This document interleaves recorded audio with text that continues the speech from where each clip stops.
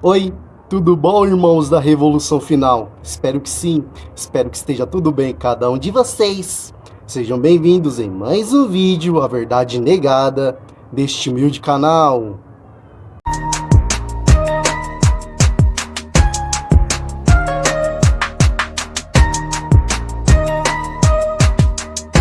Pois é, irmãos, a Verdade Negada de hoje traz aí mais um testemunho forte e surpreendente. É um quadro de muito sucesso aos sábados à noite aqui no canal A Revolução Final. Por isso, irmãos, se não tem nada que fazer, se não tá passando nada que preste na TV ou em outro canal, não vá pra balada, não vá para barzinho, algo do tipo. Não assista algum besterol, fique aqui comigo. O quadro de todo sábado à noite que vai surpreender você. Revelador, documentários, testemunhos, muita coisa bacana aí está por vir, irmãos. Tô tentando recuperar o material que eu perdi no canal que eu estava abrindo e o YouTube derrubou do nada. Então não percam. Se inscrevam na Revolução Final. Ative o sininho para todas as notificações, que assim que sair o vídeo aqui no canal você será notificado. E se não for, irmãos, venha conferir nosso conteúdo. Lembrando que é vocês que mandam neste canal, certo? Compartilhe para o maior número de redes sociais disponíveis. Deixe seu like ou até mesmo dislike de acordo com a sua preferência. Irmãos, não há nada que esteja em oculto que não venha a ser revelado. Pois é. Se é verdade, se é mentira, se é lorota, se é besterol, já não sei. Tirem suas próprias conclusões, certo? Inclusive comentando, deixe a opinião de vocês aí nos comentários, mediante esses testemunhos. Que eu já passei aqui, inclusive, do tio Chico, Aldo Nascimento, a questão de Ratanabá. Vocês confiram aí a playlist A Verdade Negada no fim deste vídeo, certo? O testemunho de hoje aí é de Átila Brandão. Pessoa influente, né? Aí, não sei se vocês já conhecem, principalmente vocês, irmãos da Bahia. Uma pessoa aí que se envolveu com espiritismo, questões aí de magia branca, umbanda. Foi, né? Adquirir mais conhecimento no livro de Allan Kardec.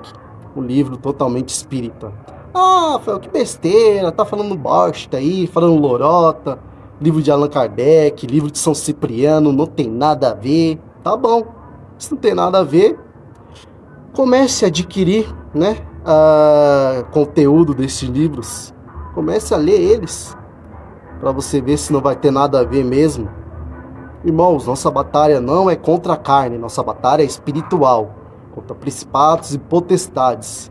Seja nessas questões aí, envolvendo espiritismo, envolvendo até mesmo os senhores do mundo. Os senhores do mundo, eles amam a questão espiritual, o espiritismo. Vocês acham que não? Não duvidem disso, viu? Átila Abreu foi vítima aí, né, de querer mais dinheiro, poder, querer mais fama, querer mais luxo. Pois é, irmãos, pessoas influentes, quanto mais dinheiro tem, mais elas querem.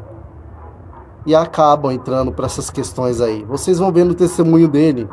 Certo, irmãos? Não percam. Comentem aí a opinião de vocês nos comentários. Sugerem mais temas aí. Estamos abertos a sugestões. Lembrando novamente que é vocês que mandam na Revolução Final. Certo, gente? Então pegue sua pipoca, seu suco de laranja. Fiquem todos com o Criador. Tenham um ótimo dia. E até a próxima. Nós, quando vemos um homem com bastante projeção, sendo usado assim de uma forma extraordinária, tornando-se motivo de admiração e exemplo, eu quero que os senhores saibam profundamente que ele é possuidor de um espírito excelente. Porém, por favor, não esqueçam que ele não é apenas um homem vencedor, mas, sobretudo, um grande lutador. Não analise, por favor, pelos benefícios que ele teve em sua vida apenas, e sim o que está por trás de tudo isso. Ele é cônsul da República do Chipre. Ele é reitor da Universidade Batista Brasileira. Ele é advogado com escritório em Salvador e também apresentador de TV. Com prazer, eu convido para a preleção desta noite este advogado, este homem que representa o Brasil no Chipre, Dr. Átila Brandão, por favor.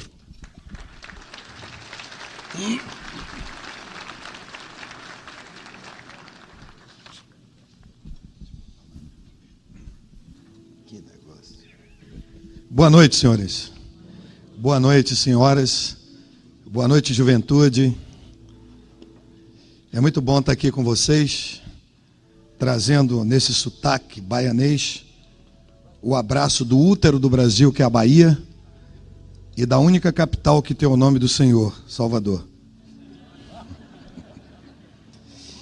Eu quero deixar para vocês 2 pequenos textos da Constituição do Governo de Deus, a lei maior da República Celeste, que é a Bíblia, e que se encontra no livro de Deuteronômio, no capítulo de número 6, nos versos 21 e 22.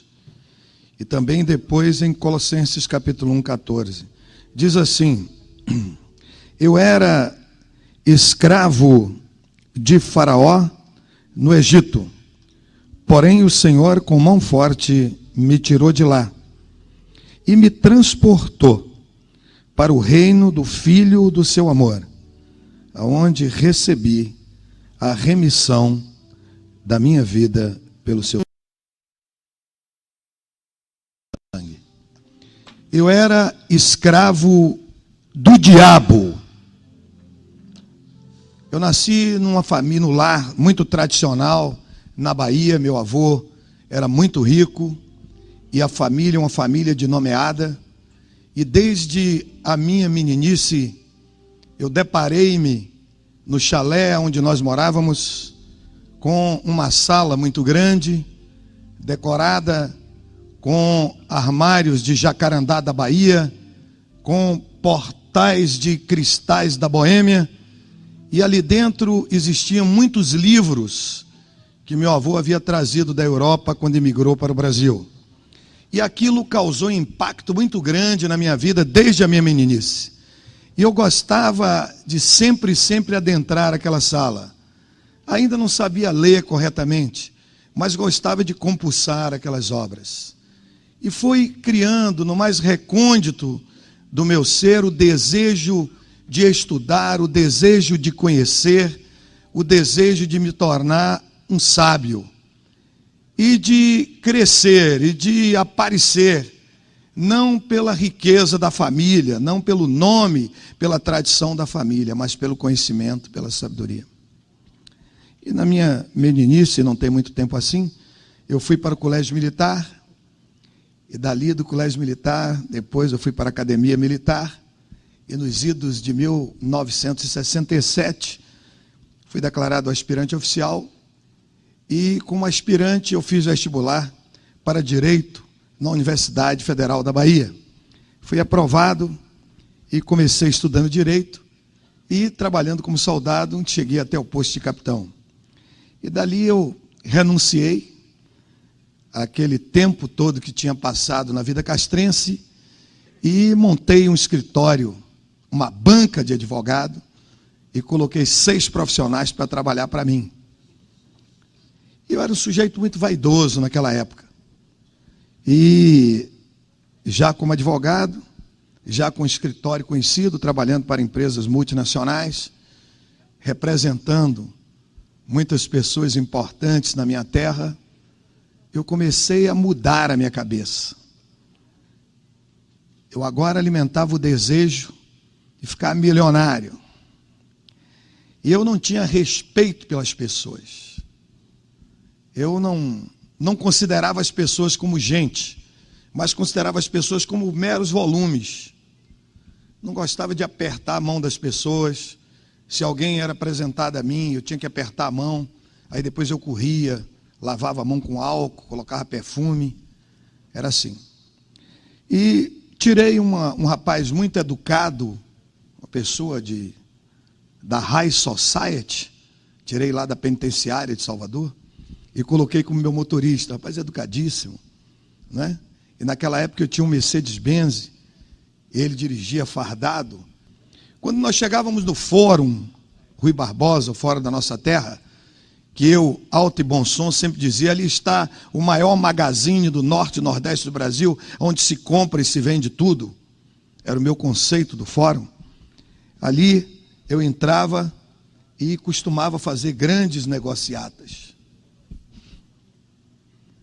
E uma certa vez, eu vinha saindo ali do fórum da minha cidade, tinha um lugar na frente do fórum que não podia parar automóvel, não é? Era proibido. E eu sempre dizia a esse moço que trabalhava comigo, eu dizia, você só para aqui, bem na saída. E aí eu que gostava de me vestir naquele tempo com ternos ingleses e ternos italianos, né? Calçava meia dorê, né? Vestia aqueles sapatos, né? Calçava aqueles sapatos importados de couro de bezerro não nato alemão, né?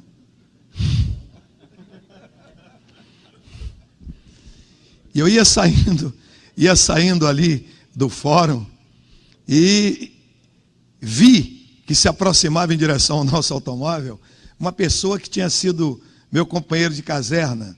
E eu cheguei para o meu motorista e disse, arranca aí, rapaz. Arranca aí, porque eu não estou afim de conversar com ninguém agora, vamos embora. Mas ele aí pulou na frente do carro. Aí o motorista disse, leva? Eu digo, não leva não, rapaz. Calma. Você está maluco? E aí ele parou o carro, ele saltou, eu saltei. Tá, como é que está você, rapaz? Como é que tá? Rapaz, sou o major, que bom. Ele, rapaz, queria que você fosse na minha casa. Eu digo, irei. E não é hoje, porque hoje vai ter uma coisa. Rapaz, eu estou com tanto compromisso que eu era especialista na arte de mentir. Eu estou com muito compromisso. E ele disse, rapaz, não tem negócio de compromisso certo. Você é meu amigo, nós convivemos juntos, desde a academia. Rapaz, vá lá. Eu digo, rapaz, me dá seu endereço aí, para me ver livre dele. Aí peguei o endereço. Eu disse, eu vou na sua casa. Você dá a sua palavra? Ele disse, não, mas minha palavra não valia nada, né? Eu disse, dou. Mas imagine que eu fui mesmo na casa dele. E quando cheguei na casa dele, naquela noite, eu observei que tinha muitas pessoas ali, e gente que até eu conhecia. E ali estava a esposa dele, eu não conhecia a esposa dele, uma senhora muito distinta, e ela estava cercada por várias pessoas ali, um ambiente assim festivo. E eu, por minha conta e risco, admiti que seria o aniversário daquela senhora, né? E eu disse, pô, esse cara nem me falou que era o aniversário da esposa dele, porque se me falasse, eu ia comprar uma joia Gasterne, ia chegar e dar para ela abrir na vista. Não, o que ele me deu, olha para aqui que ele me deu. Era muito vaidoso, era um sujeito cínico, era um sujeito corrupto, era um sujeito corruptor, era um sujeito vaidoso, era um sujeito irascível, iracundo. Eu estava na minha vida de advogado, não tinha nada a ver mais com a vida castrense, com a vida militar, mas eu andava na minha valise, com uma pistola Colt .45, com 2 carregadores tipo cofre carregados de bala, pronto para qualquer momento que fosse necessário matar alguém. Não é? E ali, naquele momento, depois que nós chegamos naquela casa e teve aquela apresentação e tudo, aquela senhora convidou todos os presentes a se dirigirem para a sala de jantar. E eu era um sujeito, já era nessa época casado, minha mulher é pediatra, e aquilo que nosso querido Popó acabou de falar, viu, Popó? Eu também gostava muito, viu?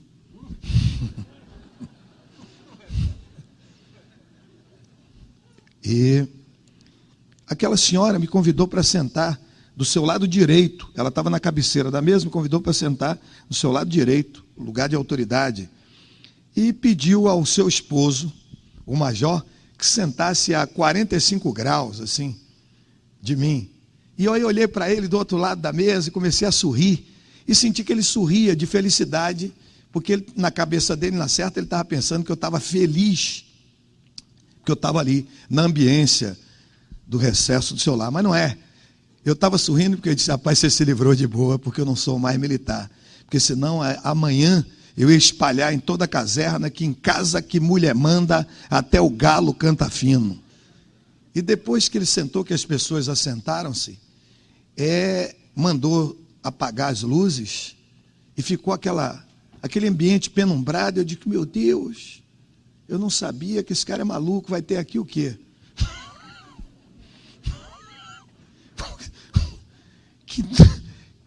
Que doideira, que negócio de louco é isso? Mas aí, aquela senhora tão gentil, aquela senhora tão dócil, ela começou a dar umas tremedeiras no corpo, e ela começou a falar com a voz cavernosa, olhou para mim e falou uma série de coisas a meu respeito, e aquilo massageou meu ego, e eu fiquei entusiasmado com o que ela estava falando, e eu fui vendo aquela coisa toda se passando, eu não sabia, nem entendia aquele negócio, e no fim eu cheguei para ela e disse, minha senhora, o que é que aconteceu aqui? Ela disse, olha aqui, não posso lhe dizer nada, você pega aí, está com a caneta aí? Eu digo, estou aqui, anota esses livros aí, e vai em tal lugar lá e compra. Imagine, o que se diz lá no sertão, juntou a fome com a vontade de comer. Desde criança, a coisa que eu mais gostava de fazer era ler, era estudar, né? E eu no outro dia pedi a esse motorista meu que comprasse aqueles livros todos, e ele trouxe aquela série de livros, e eu comecei a devorar aqueles livros escritos por um médico francês, que talvez você nunca tenha ouvido falar no nome dele. Um linguista, um poliglota, um professor chamado Denisard Hippolyte Léon Riveil. Eu creio que você nunca ouviu falar nesse nome. Talvez você tenha conhecido o pseudônimo dele, Allan Kardec. E eu devorei as suas obras. Me apaixonei pelas obras escritas por aquele homem. E curiosamente eu fui para Paris para aprender mais a respeito dele. E lá em Paris eu encontrei uma obra num sebo que ele havia escrito, chamado Les Contradictions. E li aquilo, devorei aquilo. Fui para a Suíça, porque ele tinha estudado pedagogia aos pés dos maiores pedagogos da história do mundo, Pestalozzi, lá em Verdun, na Suíça. E comecei a me entusiasmar pelas suas obras. Comecei a entregar-me de corpo e alma àquela coisa, aquela grande revelação para a minha vida. E dentro de pouco tempo, eu tornei-me médium espírita de todos os dons de mediunidade. Médio de audiência, médio de vidência, médio de incorporação, médio de transporte e médium de psicografia. E comecei a fazer várias conferências no Brasil e Alemar a respeito daquela grande revelação. Uma certa vez, num congresso espírita nesse país, eu encontrei um homem muito conhecido, hoje ele já é falecido, e muito respeitado nessas lides. Sentamos na mesma mesa e começamos a conversar, e ele olhou para mim, disse assim, você é um jovem muito inteligente, um jovem sábio, né? Fala vários idiomas, estudou muito, tem muitos títulos, mas eu quero te fazer um desafio. Eu disse, qual é o desafio que você quer fazer para mim? Ele disse, deixa esse negócio de espiritismo científico, espiritismo de mesa branca, e vai para a limpeza pública do espaço. Eu digo, o que é limpeza pública do espaço? Ele disse, Umbanda, você tem que ter uma experiência nisso. E eu topei aquele desafio, em pouco tempo tornei-me, além de médium espírita de todos os dons de mediunidade, tornei-me ogã de terreiro de Umbanda. E na Bahia isso é facílimo. E lembro-me como se fora hoje, que quando cheguei naquele terreiro, eu perguntei àquela presidente daquele centro, e disse para ela, vem cá, eu estou vindo aqui, não sou nenhuma criança, minha senhora, e estou querendo participar disso aqui, tenho uma experiência no espiritismo científico, espiritismo de mesa branca, espiritismo kardecista, e eu quero saber qual é a entidade mais poderosa que tem aqui, para a gente fazer um acordo com ela. Esse negócio de pinto eu não quero. Eu quero gente grande.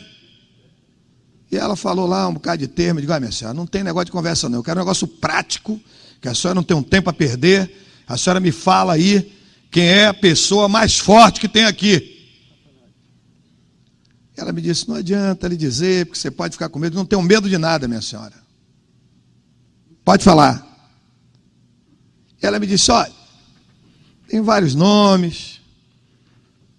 Uns chamam assim, outros chamam assado, outros chamam não sei de quê. Eu digo, minha senhora, olha, eu quero fazer um compromisso com a entidade mais poderosa que tem aqui. Se a senhora não tem condição de fazer isso, deixa de conversa fiada, me libera que eu vou procurar outro lugar. E ela disse, olha aqui, para encurtar a conversa, o nome é Satã. Eu digo, é Satã? É. Eu digo, é com esse que eu quero. Então eu quero saber da senhora o que é que esse Satã exige de mim para a gente fazer um negócio, e negócio grande.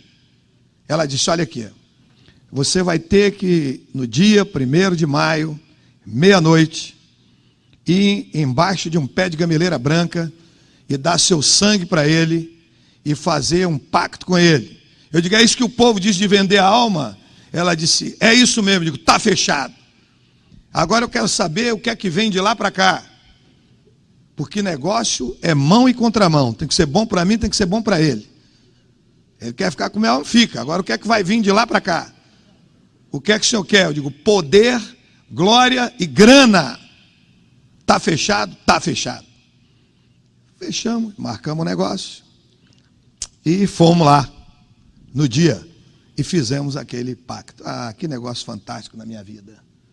A partir daquele momento, minha vida mudou. Porque às vezes a gente pegava negócios na área de advocacia com honorários que até, viu, doutor Francisco, $1 milhão. E aí a gente sabe como é a justiça no Brasil, né? É um negócio moroso, e demora, e tem recurso, é um inferno. E a gente precisava de resolver na hora. Aí procurava o advogado ex-adverso e dizia, rapaz, há possibilidade de fazer um acordo aqui, uma transação dos autos. O cara não tem negócio. Eu digo, 50% do honorário é seu. Você leva $500 mil, eu levo 500. E olha que naquele tempo não existia negócio de mensalão, mesadão. Não é nada disso. Mas a corrupção está no sangue do brasileiro como está o açúcar no sangue do diabético. E aí, o cara não topava, dizia, não tem negócio. Eu digo, rapaz, tem negócio. Não tem, eu digo, tem. A gente faz esse acordo. Não faz, eu digo, faz. Quinta-feira nós vamos fazer esse acordo. Ele fez, não tem dia na semana para fazer. Eu digo, tem. Quinta-feira a gente resolve esse problema. Aí na quinta-feira era o dia de eu estar lá. E quando dava meia-noite em ponto, meu santo de frente, meu santo de cabeça, chegava no terreiro e todo mundo começava a correr com medo. E eu chegava ali e fala, Satã, diga aí, desgraçado. Temos um negócio para a gente fazer aqui. Conhece o doutor fulano? Conheço.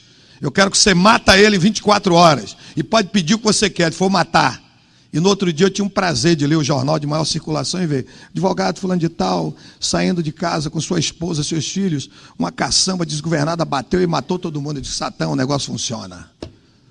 É assim que a gente vai começar essa parceria e vai até o fim. E aí as coisas iam, ver juiz, não queria despachar, bota um infarto no miocárdio dele, você bota a esposa dele para botar um pá de chifre nele, boto. E a coisa funcionava, você via que tinha resposta. Então eu me senti o rei da cocada preta. Uma certa vez, eu fui chamado para ser advogado contra Petróleo Brasileiro, e ali estava, como ex-adverso, um dos grandes mestres do direito nesse país, chamado professor Josafá Marinho. Eu fui lá e falei com o Satã, Satã, olha para aqui, esse sujeito aí, rapaz, é até covardia eu ir para lá, contra Petróleo Brasileiro, poder econômico, eu estou defendendo um sujeito pela assistência judiciária, o cara não tem onde cair vivo, que morto o sujeito cai em qualquer lugar, não vai me pagar nunca, eu tenho que arrancar esse dinheiro da Petróleo, e como é que eu vou ganhar? Ele disse, você vai para Brasília, no Tribunal Federal de Recursos, e lá você vai ganhar por unanimidade com o voto contra. Eu digo, desgraçado, como é que eu posso ganhar com voto por unanimidade se tem um voto contra? Ele fez, cala a boca e vá. Eu digo, otário. Era assim que a gente se tratava. E aí lá vai eu para o Tribunal Federal de Recursos. E naquele dia eu tive um troféu, viu, doutor Francisco? Fazer uma sustentação oral no hoje extinto Tribunal Federal de Recursos. Advogado novo da província da Bahia, contra o mestre Josafá Marinho. E aí começou a hora do julgamento daquele processo. E o relator expôs lá o seu voto, e saiu todo mundo votando com o relator a meu favor. Eu disse, poxa, quando chegou no último, Entendendo? Tinha um detalhe que o meu santo de cabeça, meu santo de frente na época tinha me dito: para você saber que eu estou nesse negócio, o ministro que vai votar contra vai estar de terno branco. Peraí, no Tribunal Superior, o sujeito de terno branco, rapaz? Eu disse: então você está variado. Rapaz, vá. Quando eu cheguei lá, ele estava realmente vestido de terno branco, com a toga por cima, né?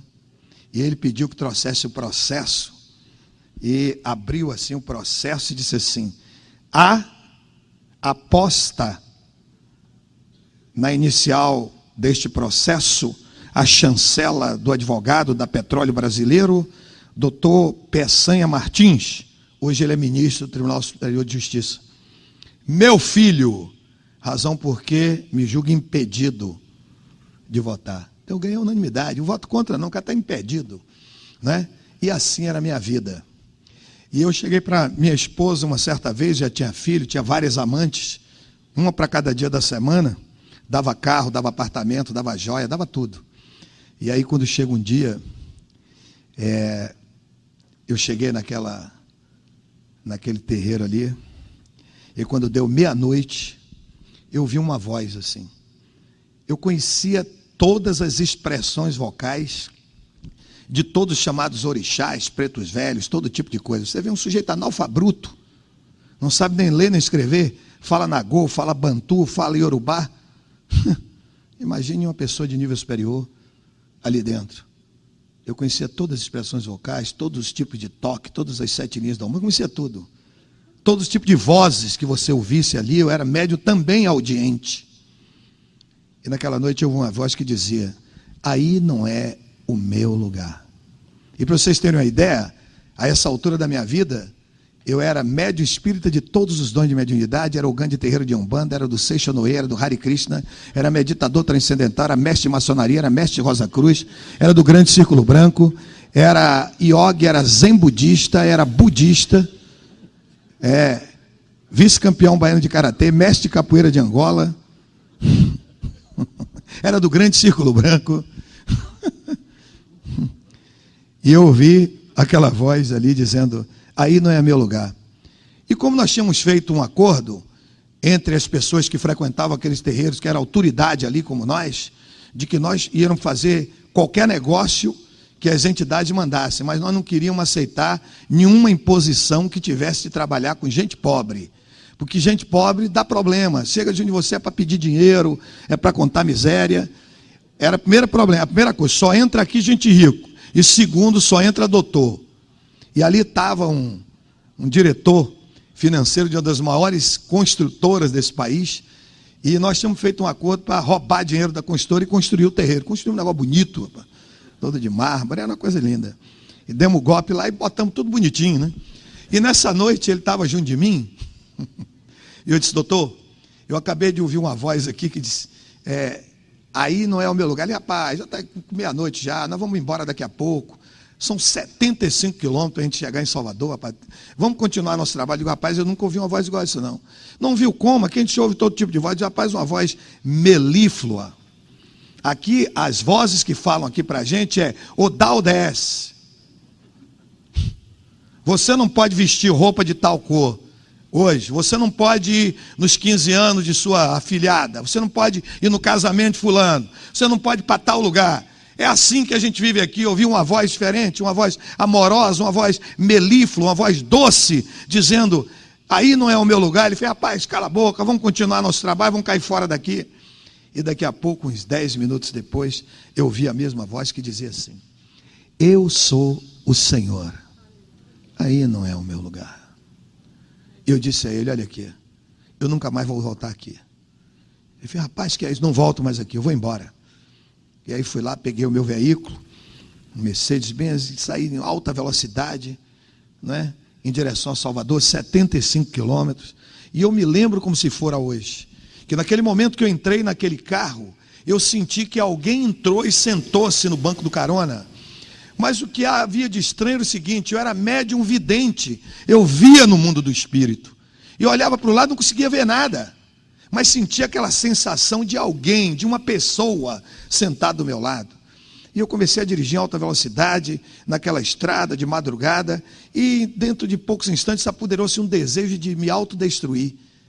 Eu disse, poxa, eu vou me matar. O que eu estou fazendo nesse mundo? Tudo que eu queria eu já tenho, todo tipo de mulher que eu queria, né? Todo tipo de coisa. Eu aqui, o governador do estado é meu amigo pessoal, me chamou para ser seu chefe da Casa Civil, me chamou para ser seu secretário de transporte. Eu tenho um projeto na vida, com 35 anos de idade, ninguém me tira, vou ser ministro da Suprema Corte Brasileira. Nós estamos vivendo um governo revolucionário. Eu trabalhava com o homem mais poderoso do norte e nordeste do Brasil, o grande Toninho Malvadeza, hoje Toninho Ternura, que é senador da República. E é presidente da CCJ, Comissão de Constituição e Justiça. Fui seu deputado nos idos de 86. Então, naquele momento ali, né, não sei, de uma hora para outra, aquele desejo de me autodestruir. Então eu disse, por que eu vou fazer nessa estrada de madrugada? Vou acelerar o carro e quando chegar na curva eu entro. E aí vem uma carreta, um ônibus de lá, uma estrada interestadual, eu vou me esbagaçar, não vou sentir nada. E aí eu entrava na curva em alta velocidade, não via ninguém. Aí eu voltava, daqui a pouco vou jogar nesse despenhadeiro que vai chegar aí próximo. E aí ia para cima do despenhadeiro, algo me tirava, mas aquela sensação ruim, de angústia, de abatimento, de estresse, né? de tristeza, de melancolia, de circunspecção, de perplexidade. E lá vai eu. E de repente eu cheguei lá na nossa casa. Eu morava na Barra, que era um bairro nobre naquela época, lá na Bahia. E quando eu cheguei lá, encontrei o nosso querido Dormia. Sabe que o vigia, quando dá 2, 3 horas da manhã, ele dorme. Eu dormia. O Dormia, até meia-noite ele é vigia, mas ali está dormindo. E o Dormia estava lá dormindo, e eu cheguei.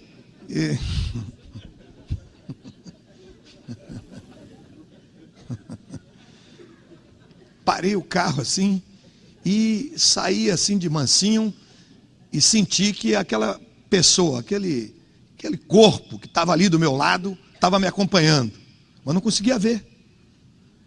E aí eu fiquei no elevador, apertei o elevador desceu, pulei dentro do elevador, para ver se entrava mais aquela sensação me seguindo. Eu morava no 4º andar, era um apartamento, um edifício de 9 andares, eu morava no 4º, era um por andar, e aí quando eu cheguei no meu quarto, eu já não dormia no mesmo quarto da minha mulher. Várias vezes eu disse para ela, na hora que nós passarmos pelo corredor do prédio, você não toque em mim, eu tenho nojo de você, tenho asco de você, estou com você, porque eu sendo casado, as pessoas vão confiar em mim, e eu vou poder ir para a cama com a mulher dos outros, por isso que eu quero você, não quero mais saber de você, se quiser ir embora, vai embora. E aí, naquela noite eu entrei ali no meu quarto, para fazer aquela prece mecânica, que eu era obrigado a fazer, não sabia porquê, mas tinha que fazer. E quando eu olhei para a porta do meu quarto, eu vi quem estava me seguindo. O homem das 7 caras, o homem das 7 faces, que eu servi com tanta singeleza de coração em todas as suas obras, e tudo que ele me mandava fazer, eu fazia.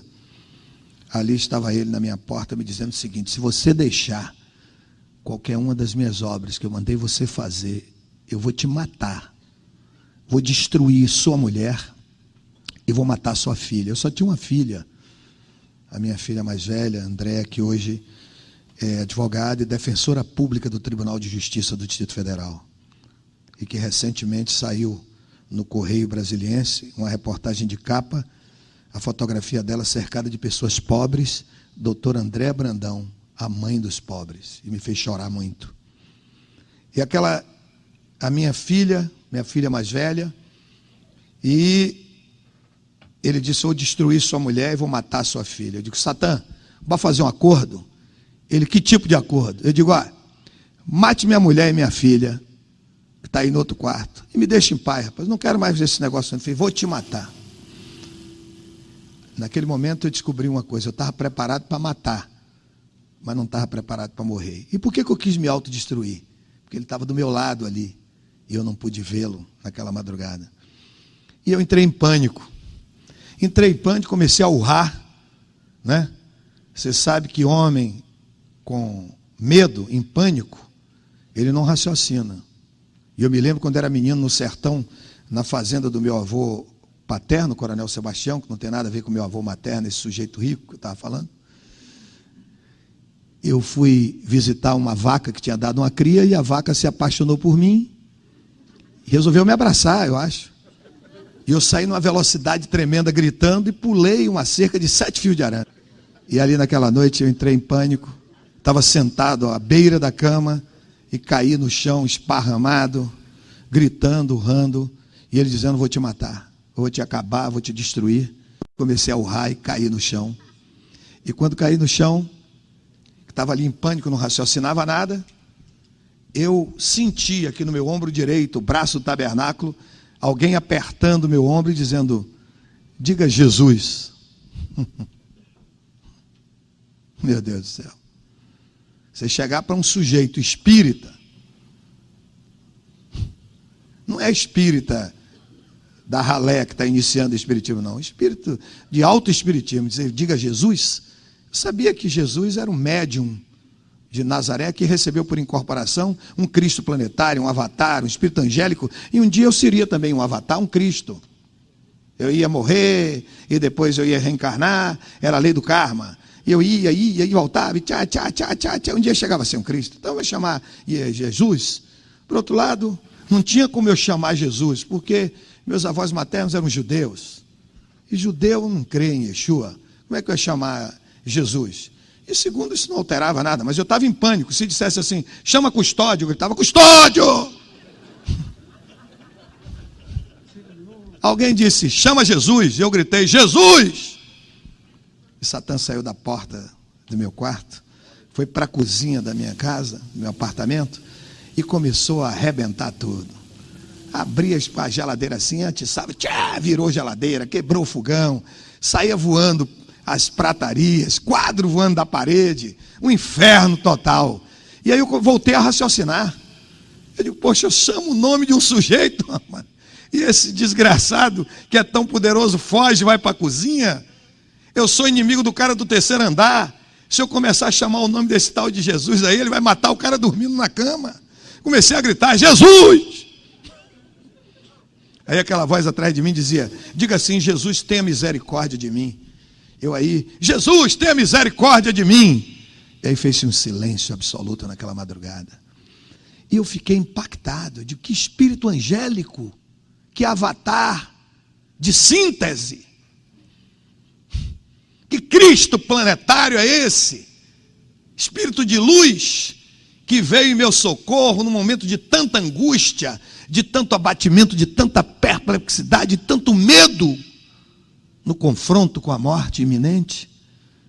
Aí eu pulei assim, acendi a luz do quarto para ver quem era aquele espírito. E quando eu olhei, descobri algo que eu não sabia. Estava ali ajoelhada em cima da minha cama, a mulher mais bonita do universo, a minha esposa. E ela disse: olha, filho, eu nunca deixei de orar por você. Nunca deixei de interceder por você.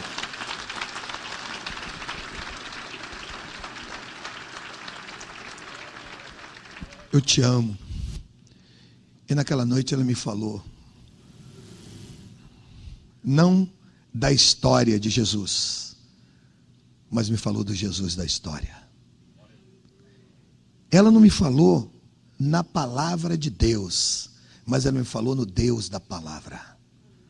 Ela não me falou dos milagres do Senhor, mas me falou no Senhor dos milagres. Ela não pediu para que eu usasse um crucifixo no peito, mas que eu tivesse Cristo fixo no meu peito. E começou a me falar.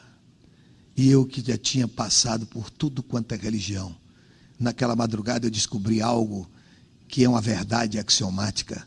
Se você tem religião, tenha certeza absoluta que você já tem nas suas mãos uma passagem de primeira classe, de ida sem volta para as quintas das profundas dos infernos. Porque religião é canoa furada. Você entra, ela afunda.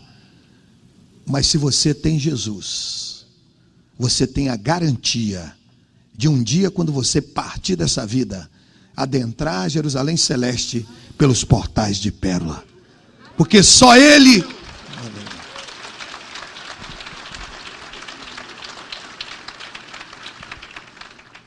Está ali o empresário, meu querido e particular amigo Taleb, que fala árabe.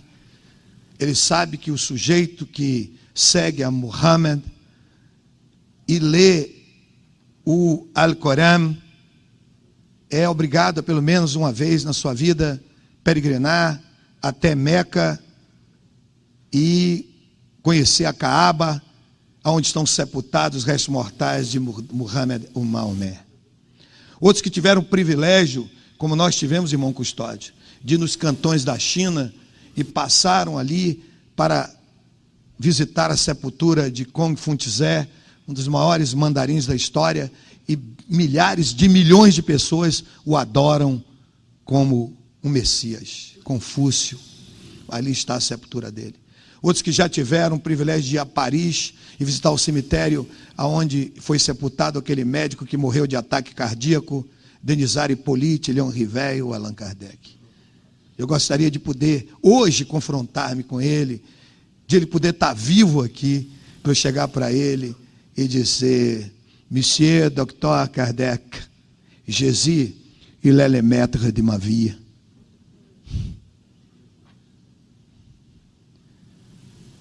Outros que seguem por aí, tantos outros gurus e tantos outros mestres. Quem sabe você segue Siddhartha Gautama Sakyamundi, o Buda iluminado, o príncipe indiano, que no momento antes da sua morte, ele chamou o seu melhor discípulo e disse: tudo é vão, eu procurei, mas não encontrei a verdade. Quando eu morrer, eu quero que você me queime e jogue minhas cinzas no rio sagrado. E Yeshua, de que eu estou falando a vocês, Jesus, se você tiver o privilégio, que eu e outros já tivemos, de ir a Jerusalém, visitar o túmulo do jardim, você vai descobrir que o túmulo está vazio. E há mais provas que Jesus ressuscitou dentre os mortos do que Cabral descobriu o Brasil. Nenhum desses mestres que a humanidade segue freneticamente conseguiram dividir a história da humanidade em duas eras, antes e depois de Cristo. E não venha para cá me dizer que você tem Cristo. Eu não quero saber disso. Eu quero saber nessa noite se Cristo tem você. Jesus Cristo é uma pessoa educada. E pessoas educadas não costumam entrar na vida dos outros sem serem convidadas. Por isso no livro de Apocalipse, capítulo 3, verso 20, ele diz: eis que estou à porta do seu coração e bato. Se você abrir o seu coração, me convidar, eu entrarei, cearei com você e você comigo. Se você nunca abriu a sua boca e nunca convidou, ele nunca entrou. E não pense que porque seu pai é filho de Deus, você é neto de Deus. Deus não tem neto. A salvação é pessoal. E muitas vezes o que afasta você do filho do carpinteiro é o que estava afastando o ministro do Sanedrim, a Suprema Corte de Israel, que foi de madrugada ter com Jesus, porque tinha vergonha de ser visto falando com ele. E o que é importante naquele encontro é que Jesus chegou para Nicodemos e disse: Nicodemos, eu estou cansado. Eu levei a vida toda como homem, tudo igual a você, exceção feita no pecado, trabalhando, e hoje o dia todo trabalhando, mas eu tenho todo o tempo do mundo para você. Senta aí, fala comigo. Nós não servimos a um Deus que você carrega nos ombros, nem um Deus que você carrega nas costas, em cima de um andor de coisas que o valha. Nós servimos a um Deus vivo, que carrega sem ser carregado, que conduz sem ser conduzido, que leva sem ser levado, que tem ouvido que ouve, que tem boca que fala, que tem olhos que veem, tem mãos que abraçam você, tem pés que se movimentam. É o Deus vivo de Israel, o único Deus verdadeiramente existente. É Jeová, que em hebraico significa o autoexistente, que se revela aquele que faz as coisas acontecerem, o Deus que vivifica os mortos e chama a existir coisas que nunca existiram, e nos seus nomes compostos ele é Jeová Shalom, o Senhor que é a nossa paz. Jeová Tisvaot, o Senhor dos exércitos. Jeová Roferá, o Senhor que te cura, te sara, te sana. Jeová Irê, o Senhor da prosperidade e da provisão. Jeová Tzidkenu, o Senhor que é a nossa justiça. Jeová Mikdaskin, o Senhor que se revela. Jeová Shammah, o Senhor que está presente, está mais perto de nós do que o ar que nós respiramos. Ele é ela, a forma singular de Deus Criador. Ela Shaddai, o Deus Todo-Poderoso. E Shaddai em hebraico significa uma abreviatura de uma frase linda, Shomer Dalet Israel, que é o Deus que guarda as portas de Israel. E a palavra Shaddai em hebraico vem de Shad, que é seio, teta, peito de mulher. Significa o Deus que te amamenta, te alimenta, te sustenta e te sustenta nos seus próprios seios. E como ele é varão, não tem peito para te amamentar. Significa que assim como ele mesmo diz na sua palavra que prevalece, assim como a mãe que amamenta o seu filho, abandona o filho a quem amamenta, todavia eu nunca te deixarei e jamais te abandonarei, diz o Senhor dos Exércitos, Jeová Tzvaot. E ele diz, deleita-te também no Senhor, tome leite, mame no Senhor, e ele satisfará o que deseja o seu coração. Nós não estamos falando em Deus que você carrega fixado no painel do seu carro, nem que cola na parede de sua casa, nem que leva na sua carteira. Nós estamos falando no Todo-Poderoso, aquele que criou todas as coisas, aquele que tem poder sobre a vida e a morte. Ele é El Shaddai, o Deus Todo-Poderoso, é o Elion, o Deus Altíssimo, é o Olama, o Deus Eterno, El Gibor, o Deus Valente, o Deus Guerreiro, o Deus Campeão. Ele é Manuel, o Deus conosco. Ele é Medaberel, o Deus que fala. Shimael, o Deus que ouve. El Roi, o Deus que tudo vê. El Malech HaMim, o Deus cheio de misericórdias. A ele honra, a ele glória, a ele louvor, a ele exaltação, a ele adoração para sempre, porque só ele e somente ele é o único Deus verdadeiramente existente. O Deus que me trouxe da minha terra hoje para estar aqui nessa noite com você e está voltando amanhã para cuidar da minha vida, é um Deus que é completa, plena, total e cabalmente apaixonado por você. Eu não vim aqui contar a saga da minha vida para entreter ninguém. Eu vim aqui por amor ao meu Senhor, porque eu estou preocupado com sua alma imortal, porque às vezes você tem o que eu tenho, quem sabe até mais do que eu. Às vezes você tem os títulos que eu tenho, que para mim não valem nada. Quem sabe você é professor de direito constitucional, você é reitor de universidade, quem sabe você é mestre, você é doutor, você é pós-doutor como eu sou, mas tudo isso é lixo diante das excelências do meu Senhor.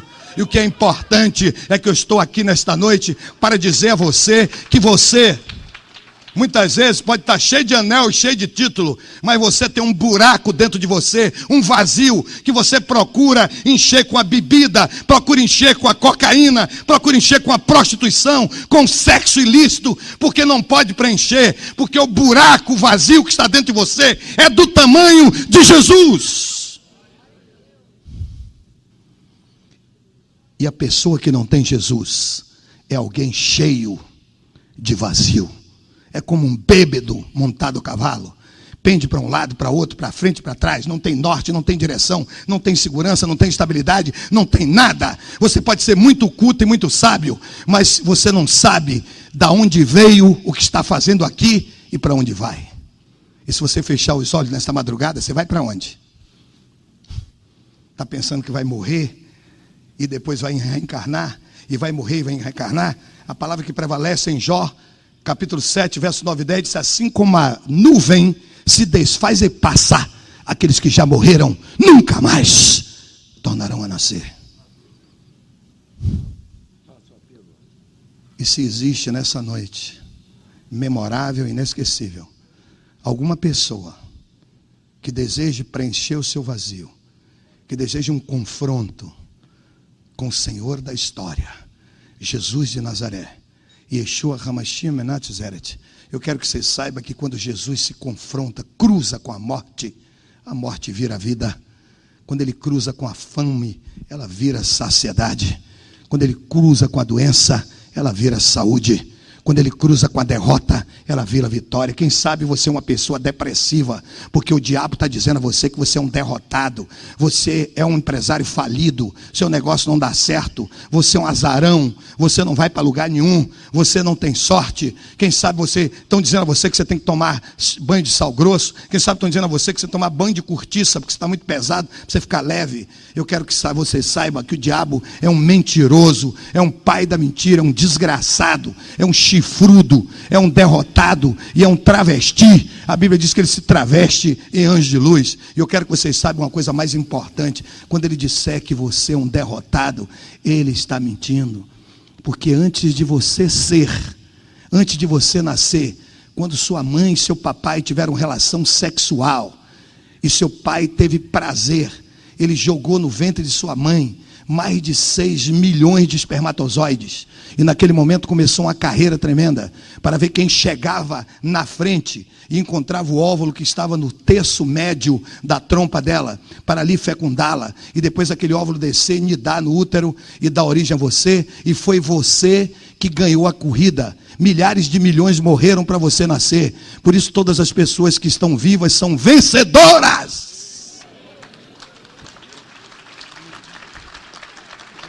Você não é nenhum derrotado, você é um campeão, você é um maratonista. Por isso que a Bíblia diz que aquele que está em Cristo é mais do que vencedor. Você não é igual a todas as pessoas da humanidade que são vencedoras. Você está acima, você é sobrenatural, você está vivendo em nova dimensão. Porque se alguém está em Cristo, nova criatura é. As coisas velhas já passaram, eis que tudo se fez novo. Se você nessa noite sente agora o desejo de entregar a sua vida ao Senhor, de convidá-lo para entrar na sua vida, fazer esse convite, como você foi convidado, tem aqueles seguranças ali na porta, para impedir que pessoas que não têm convite, os bicões, os furões, entrem aqui. Você entrou porque você tem um convite. Jesus, ele é uma pessoa muito importante. Jesus é Deus, ele é o Deus Filho, e ele quer entrar na sua vida nessa noite. Eu me lembro que estava saindo, vindo o repórter, e apareceu uma propaganda, American Express. Não saia de casa sem ele. É mentira. Jesus Express. Não volte para casa sem ele.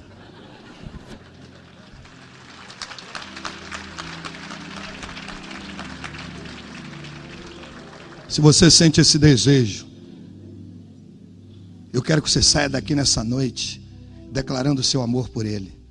Que você diga: eu te amo, Jesus Cristo. Que você diga: ich liebe dich, Jesus. Que você diga: je t'aime, mon cher Jesus. Que você diga: ti voglio tanto bene, Jesus. Que você diga: ego agapau ot Christos. Que você diga: ani ohevel terra Yeshua Hamashia. E eu te amo, Jesus Cristo. I love you, Jesus. Seja lá como você quiser declarar, você vai sair daqui declarando o seu amor por ele, porque Jesus é Deus. E se você sente esse toque nesta noite memorável e inesquecível e quer convidá-lo, não precisa falar, não precisa se desesperar, não precisa arrancar os cabelos, quem sabe você é careca, não precisa fazer mais nada. Você pode levantar sua mão direita assim, e eu vou estar orando por você. Jesus te abençoe. Quem mais nessa noite? Jesus te abençoe, Jesus te abençoe, Jesus te abençoe, Jesus te abençoe. Veja sua mão, Jesus te abençoe. Veja lá, Jesus te abençoe, Jesus te abençoe, Jesus te abençoe. Veja duas mãos, Jesus te abençoe, Jesus te abençoe, Jesus te abençoe. Veja sua mão, Jesus te abençoe lá atrás. Jesus te abençoe, Jesus te abençoe. Veja sua mão, Jesus te abençoe, Jesus te abençoe, Jesus te abençoe. Quem mais nessa noite? Jesus te abençoe, Jesus te abençoe. Quem mais? Jesus te abençoe. Quem mais nessa noite? Jesus te abençoe. Veja sua mão lá atrás. Jesus te abençoe, Jesus te abençoe, Jesus te abençoe, Jesus te abençoe, Jesus te abençoe. Oh meu Deus, que maravilha. Olha aqui, quem sabe você levantou a mão porque você gostou do meu discurso. Quem sabe você levantou a mão porque me achou um tipo de beleza. Quem sabe você levantou a mão porque ficou emocionado. Não vale. Ele diz: apresentai os vossos corpos limpos em sacrifício puro e agradável a Deus, que é o vosso culto racional. Ele quer de você um culto da inteligência, do raciocínio, do discernimento, da elucubração, da escolha. Se você sentiu que é ele, aquilo que ele disse aos judeus da sua época: Anin Hadere, Verra Emet, Verra Raima, eu sou o caminho, eu sou a verdade e eu sou a vida. Aquilo que está escrito nessa palavra, e Amós 3,7, não é pela força, nem pela violência, mas pelo meu espírito, diz o Senhor. Em Sefer Irmiyahu Hanavi, no livro do profeta Jeremias, no capítulo 1, verso 12, está escrito: Kishoked ani ali devari la sotó, porque eu velo pela minha palavra para cumpri-la.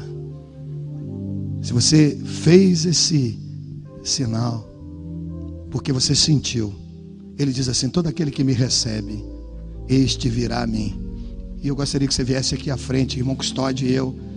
Nós vamos abraçar você, vamos orar por você.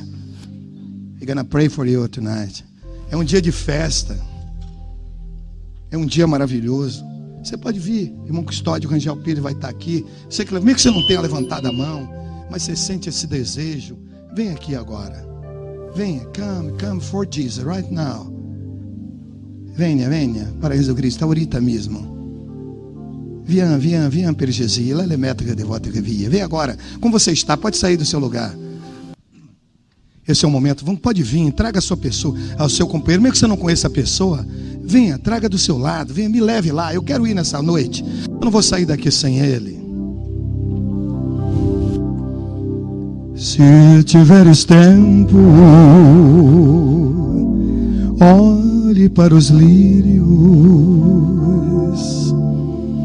que nascem tão lindos nos prados e campos. Se tiveres tempo, olhe os passarinhos no seu voo livre, no seu voo livre, na amplidão dos céus, pois a vida passa de repente, levando estas horas lindas, levando embora o que foi para sempre, foi-se na distância, hoje são lembranças do que não volta mais. Se tiveres tempo, olhe o pôr do sol, está chegando a noite, tudo tem seu fim. Se tiveres tempo, beije e abrace, pois tudo se vai,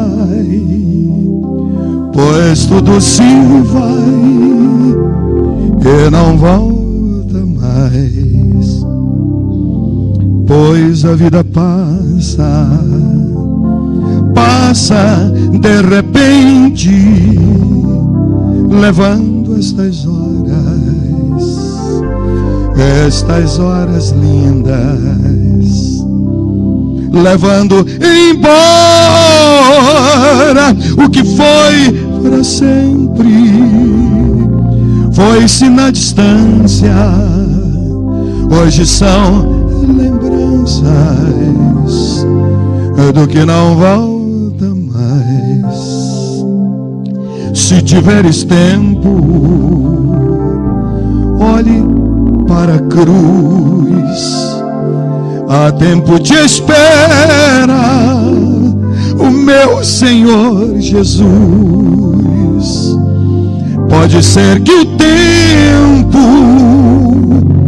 lhe dê tempo ainda de hoje decidires,